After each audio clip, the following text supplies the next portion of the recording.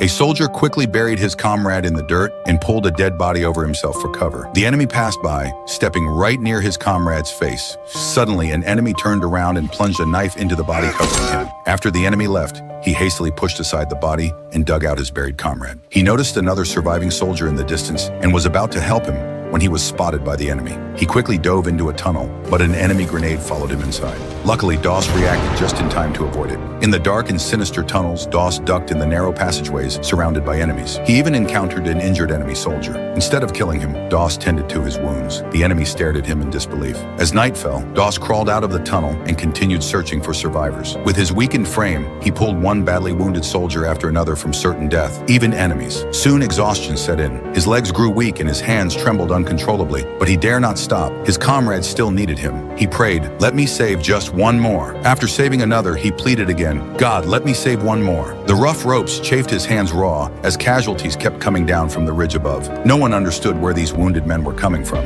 They only knew there was a lunatic up on the hillside saving lives nonstop. The captain watched in disbelief and asked who this lunatic was. The answer he received, Doss, the same inexperienced private he had mocked earlier. By dawn, Doss found his wounded drill sergeant, while enemy troops continued to sweep the area. He grabbed the man's weapon, which the sergeant thought was for target practice, but instead Doss wrapped it in a cloth and motioned for him to climb on. The sergeant provided cover fire as they reached the cliff's edge. Doss lowered him first, but the sergeant immediately shouted back up to the captain. Doss was still under fire. In an instant, Doss appeared again, with another wounded man slung over his shoulder. Enemy troops tried to pursue, but were quickly repelled by friendly forces. Doss had made it out alive. When he was finally rescued, because of his intense concentration, he's still immersed in the battlefield. Doss could barely stand. The captain gently asked if he was hurt. Tears welled up in Doss's eyes. He couldn't say a word.